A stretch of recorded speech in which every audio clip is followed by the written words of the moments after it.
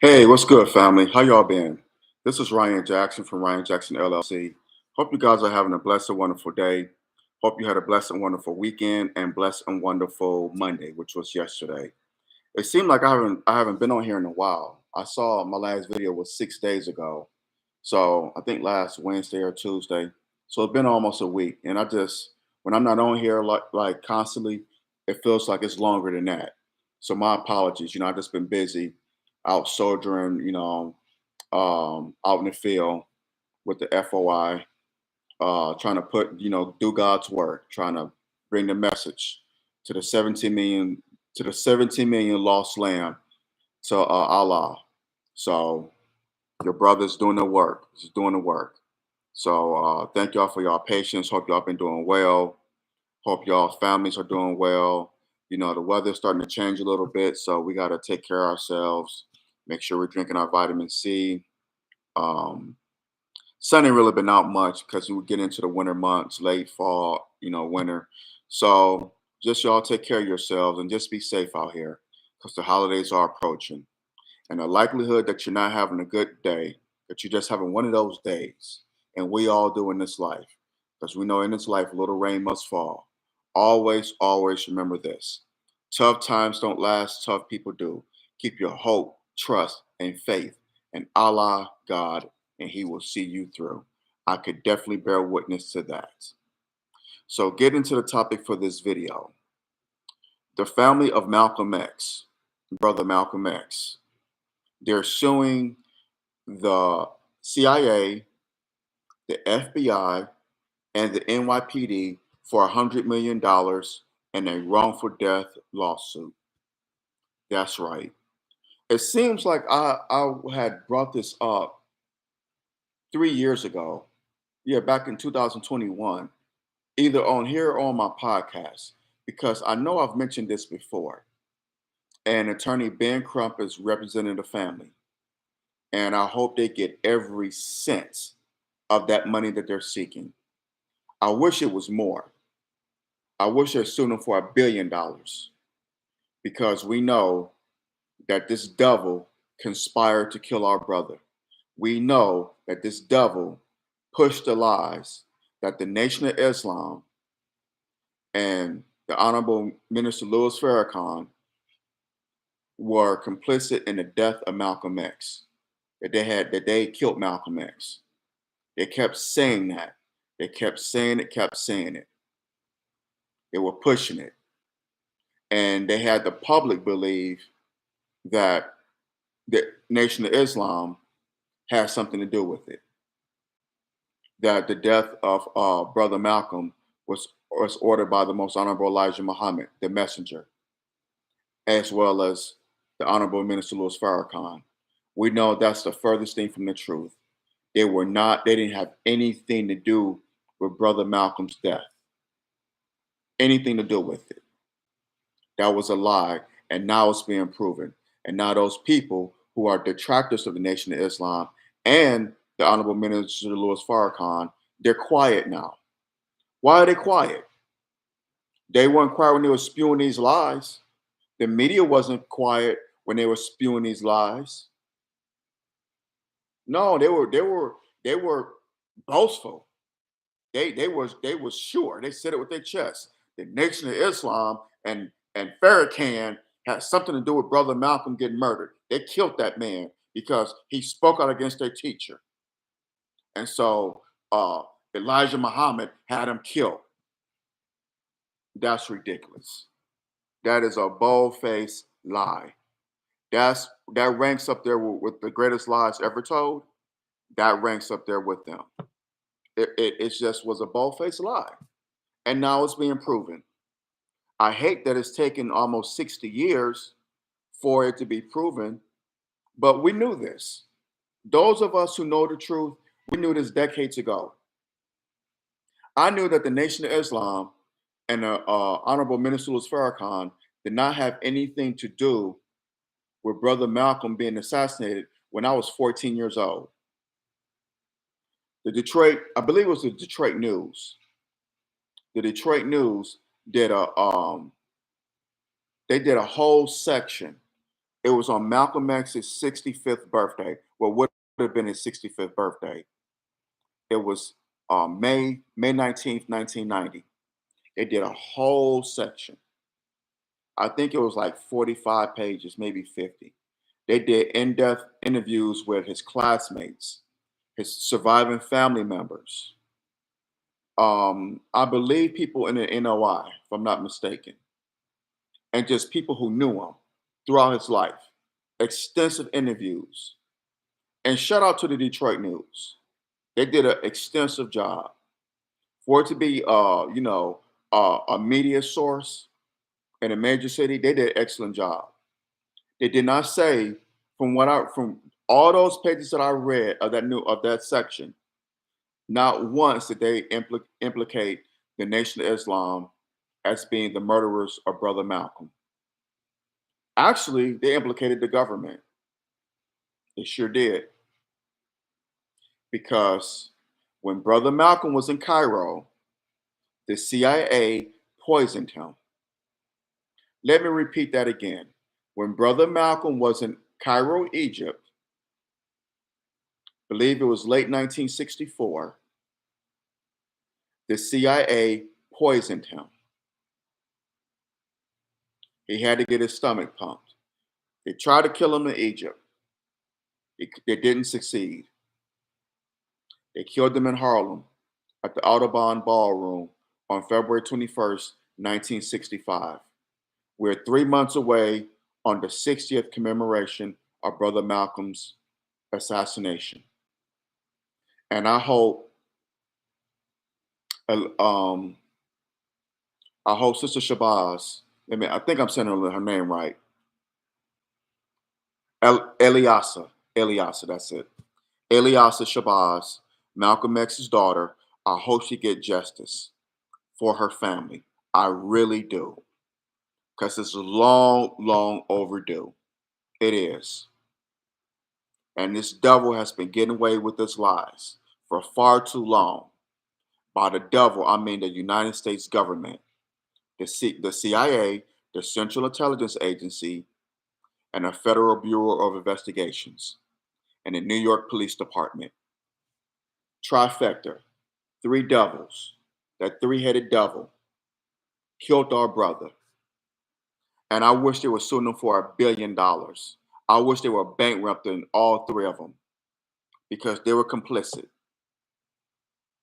Hit that thumbs up button, smash that thumbs up button now. Hit the subscribe button so you get notifications whenever I do videos on here. So it's a long time coming. If y'all hold on 1 second, I want to get a book for y'all. Just hold on 1 second.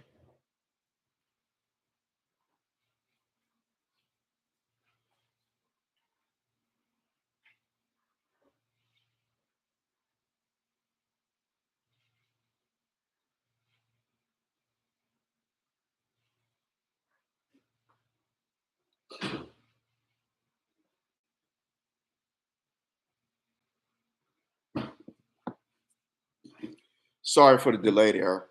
I just remembered I meant to grab this book before I did this video. I had forgot. But this book here, y'all can see it. But didn't you kill Malcolm? By a good brother out of Memphis, Brother Demetric Muhammad. Wrote this book about 3 years ago. It was 3 years ago. And he breaks down how this government and the NYPD just how they planned. Okay, it was wrote 4 years ago. It was published 4 years ago. This is it right here.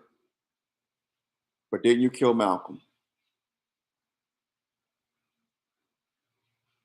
Y'all see it? You could get this on NOI.org. NOI.org. You can grab this book. I suggest it's great reading. I suggest you grab it. But he breaks down in this book, Brother Dimitri, how the government plotted like a bunch of lions on a gazelle. They plotted. They laid in the cut. They knew there it was dissension between the Most Honorable Elijah Muhammad, the messenger, and Brother Malcolm. Knew that Brother Malcolm um, felt some was in his feelings, felt some type of way about the messenger's affairs, which was none of his business. I gotta keep it 1,000. That was none of Brother Malcolm's business. But he was getting bogus information, and he took it and ran with it. He did. He took it and ran with it. So Brother Malcolm felt some type of way, and he left the nation of Israel. Well, let me back up. He was ordered not to speak. The messenger ordered his ministers, or anyone for that matter, in the nation of Islam, not to speak on the death of John F. Kennedy. They ordered. They said, "Do not speak. Do not speak on it. We will remain silent on this." Brother Malcolm broke it, and he spoke on it. He was censored for 90 days. Elijah Muhammad, the messenger, censored Brother Malcolm for 90 days. Brother Malcolm was displeased, and that's when he left the Nation of Islam. He didn't get put out. That is a lie. That is a bold-faced lie from the enemy. He did not get put out from the Nation of Islam. He left the nation. He left his teacher and went out on his own. That's when the lions start. Oh, he's no longer have an army now. He's no longer surrounded. Yes, now's our chance. Now's our chance. Let's get him. He was out there by himself. He had a whole army. If Brother Malcolm had stayed in the Nation of Islam, he very well may have been alive today. Been 99 years old, but it's quite possible he would have been alive today. It's quite possible. He would have lived longer than 39 years, is what I'm saying. He would have lived a lot longer than 39 years. A lot longer. May have been alive today.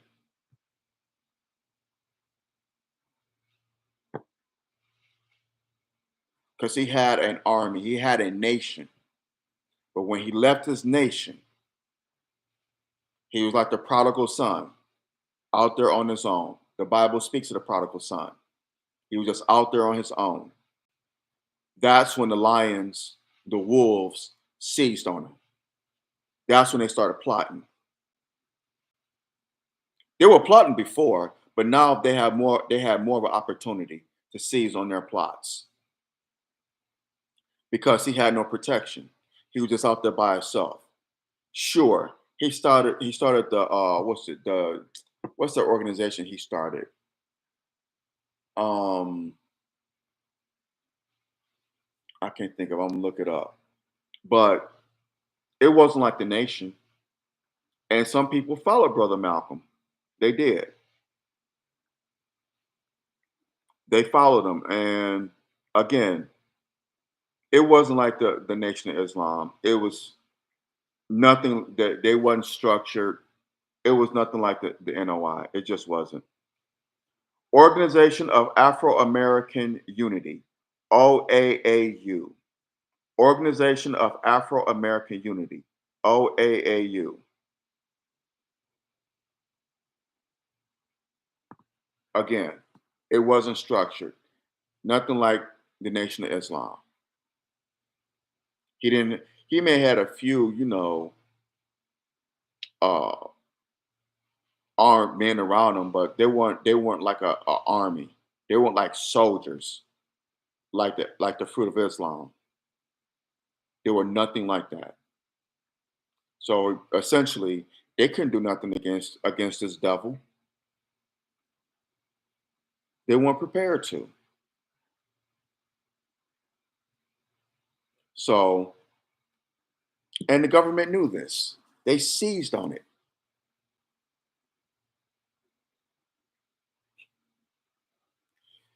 This government is so sinister, and it's going to pay. The United States is going to pay. She's going to pay for her deeds.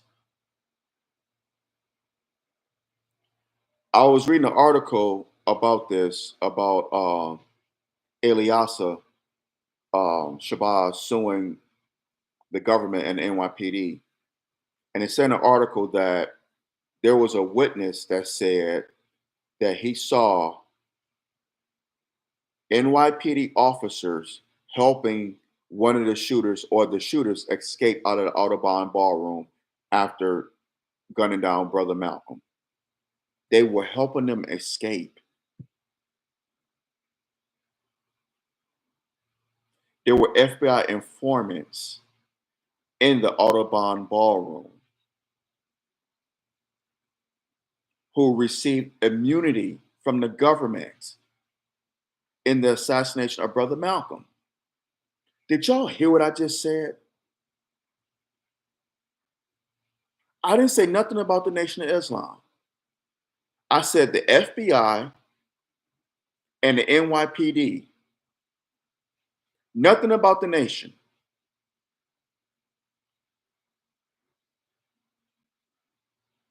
The nation doesn't even do things like that. When Brother Malcolm left the Nation of Islam, the most honorable Elijah Muhammad, the messenger, told his followers, leave Brother Malcolm alone.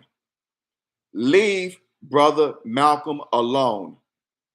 Sure, there were brothers who wanted to jack him up.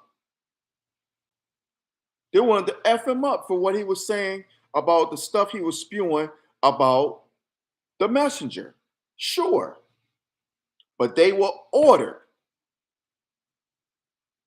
by the messenger, Elijah Muhammad, leave Brother Malcolm alone. He will come back. That's what the messenger said. Leave him alone. Let him, let him do him, sort his thing out. He'll come back. Also in this book,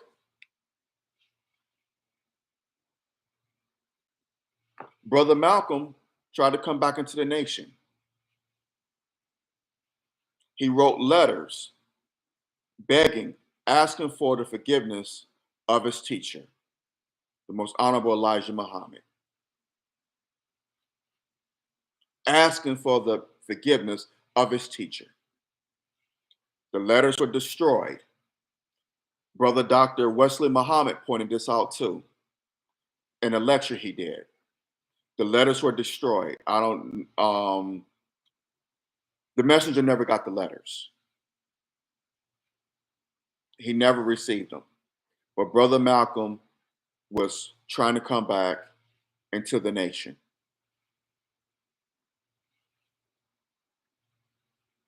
He saw the error of his ways, but at that time it was too late. But he did come to his senses.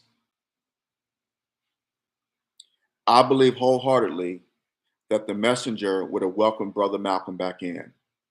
He was like a son to him. Do y'all hear what I'm saying?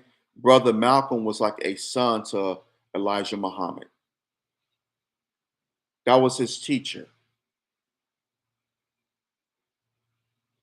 So he would have welcomed him back. But the lions, the devils, they got their prey. They took him out. Took him out. 1960s was a very crazy time here in the country because you go back to 1963, Medgar Evers was gunned down in Jackson, Mississippi. Medgar Evers was a field secretary for the NAACP. Was gunned down in the driveway of his home, getting out of his car. Brother Medgar Evers, may Allah be pleased with him. That same year, President John F. Kennedy was assassinated. Yeah, they said Lee Harvey Oswald. Yeah, we heard that. Okay. But there was more than just him. He didn't act alone. He had something to do with it, but he did not act alone. That was the Italian mafia, or the mafia here in the United States, the Italian American mafia. They took out John F. Kennedy. Let me repeat that again. The Italian American mafia took out John F. Kennedy. Why do I say this? Because the shooter, Lee Harvey Oswald, was walking out, was handcuffed out of a Dallas police station, and a man walked up to him and shot him in his chest on live television in front of millions upon millions upon millions of viewers. The man who shot Lee Harvey Oswald on TV, Jack Ruby. Jack Ruby had ties to the Chicago family. Need I say more? Need I say more? Jack Ruby ran clubs in Dallas. He was from Chicago, but the mafia sent him down there to earn and to kick upstairs. So Jack Ruby had ties to the Chicago family, to the Chicago mafia. I forgot the Chicago boss at that time. Oh, I knew his name.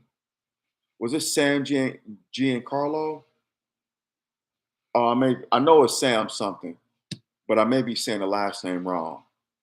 But Jack Ruby had ties to Chicago Mafia, as well as New Orleans. So there you have it. 1965, 1964, 65, 66, 67, 68. There were riots in every major city in this country. There were riots in Philadelphia in 1964. There were riots in LA in 1965, the Watts riots. There was you had the Vietnam War going on. President Johnson, who was Kennedy's vice president, was, he, by rules of the government, when the president is assassinated or dies in office, then his vice president automatically takes the presidency. So Johnson was president. He was sending young black men to Vietnam by the thousands, especially in 1965, 1966. You had riots going on around the country.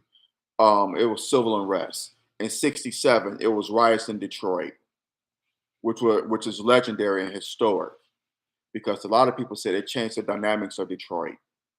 You had that same summer, there were riots in Newark, New Jersey.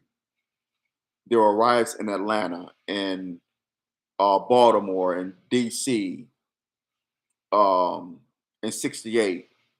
Riots out here in Oakland, San Francisco, Seattle, Houston, Miami. Every major city you could think of had riots. Dr. King was starting to change his views on things.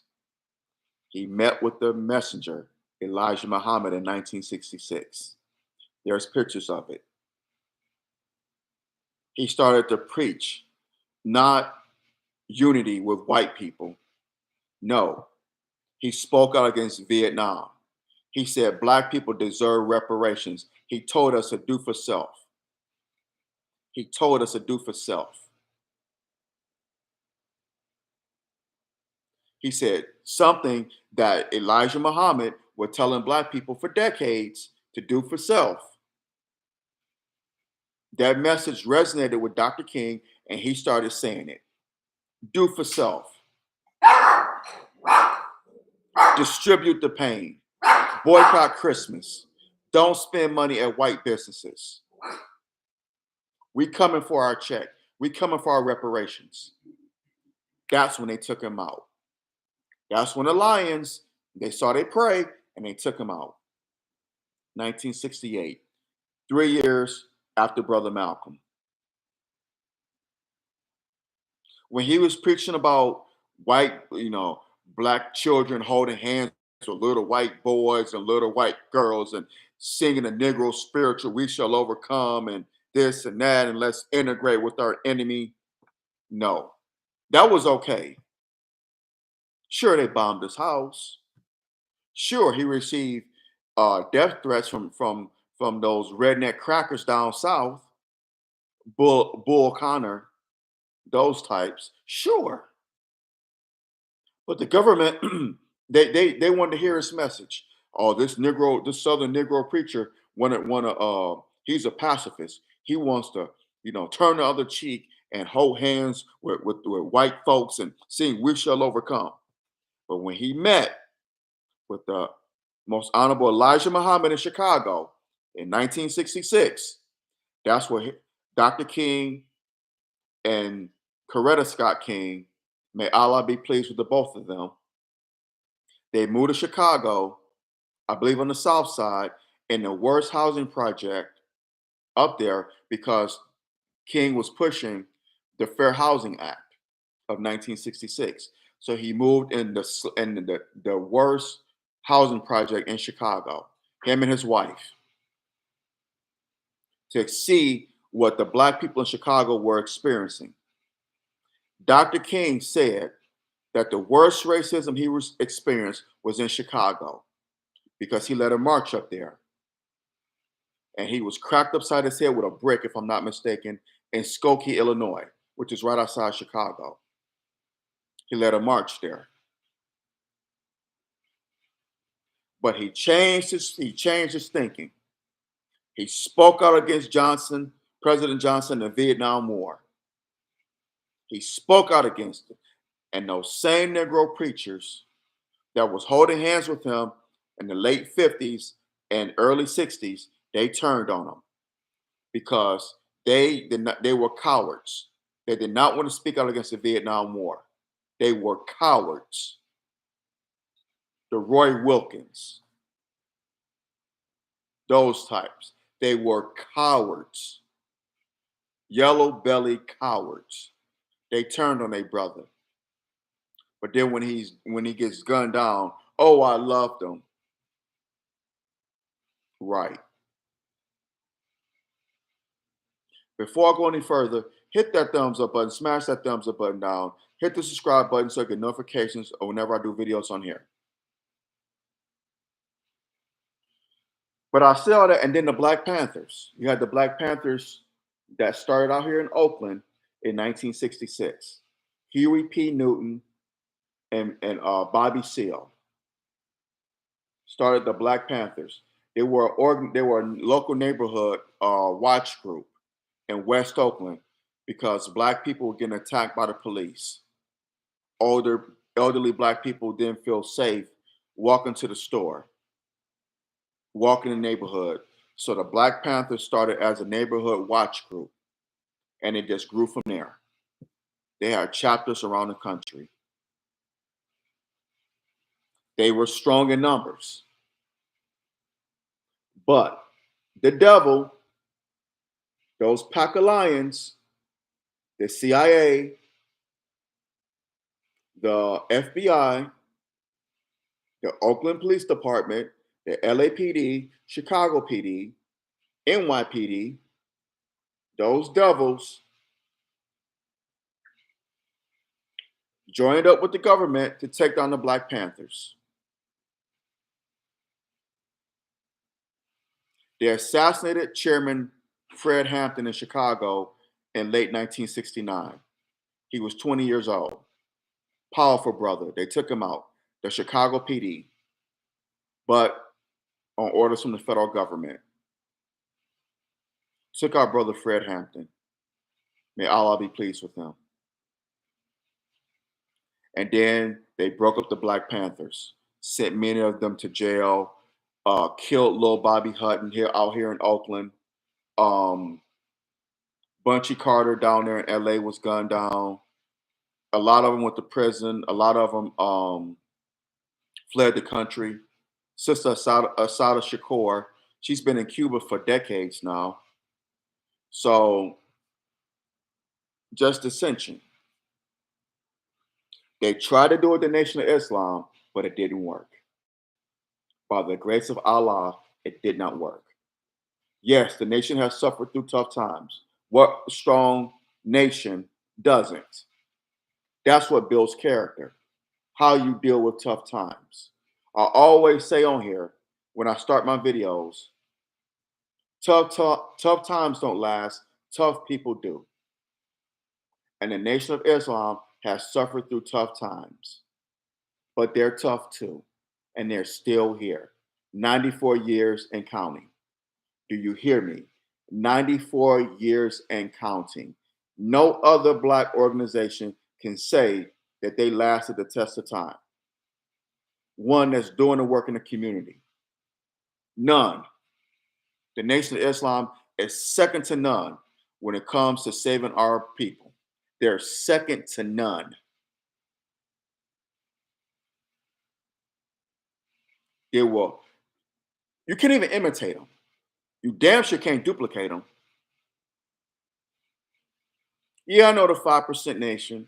God bless them. But no, they're not strong like the nation.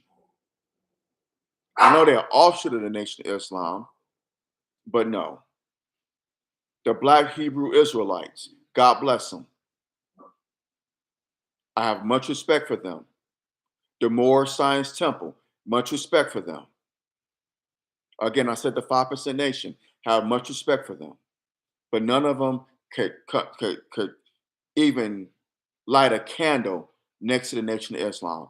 That's no disrespect to those organizations, none whatsoever. But look at the nation. Look at the work they're doing. It speaks for itself. I said all that to say that the 60s was a turbulent time. COINTELPRO is real. COINTELPRO still exists. It still exists to this day. It never died. And they took out Brother Malcolm. So I hope Eliasa Shabazz, I hope the family get every dime, every cent of that money. I hope Attorney Ben Crump, who I have my qualms with, I hope he's able to be successful in this lawsuit. I know I can recall that I reported on this 3 years ago, either on here or on my podcast. I know I did. So I just hope they get every dime of that money. I do. Because it's been a long time coming. Damn near 60 years. This February, 3 months from now, it will be 60 years. February 21st, 1965. It'd be the 60th, excuse me, February 21st, 2025 would be the 60th commemoration of Brother Malcolm's assassination. Almost 60 years. That's a long time. So I really hope, again, that they get every cent, every dime of that money. This devil has to pay. And I would love to see, but I don't think it's going to happen. But I would love to see, and it should happen, that those detractors, the media, the government, apologize to the Nation of Islam. I don't see it happening. It should happen. I'm not going to hold my breath on it. But they need to apologize to the Nation of Islam for spewing lies that's been disproven. They need to apologize. They need to fall on their knees and apologize. They need to apologize to the Honorable Minister Louis Farrakhan. Those of us who are in the Nation of Islam, they need to apologize. Apologize. Because you were wrong. You devil, you were wrong.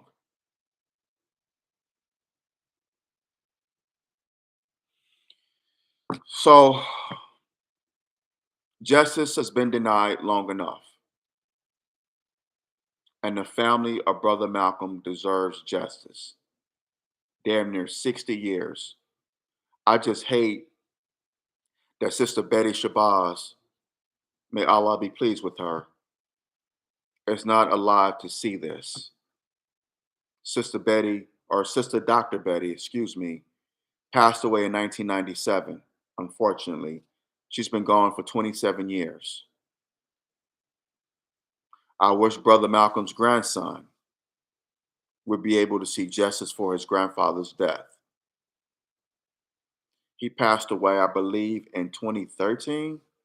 Was it 2013? I know it's been a while. Malcolm X lost a daughter. Oh, I can't think of her name. I think he lost a daughter in 2021. Wish she was here to see justice for her father's murder. So many.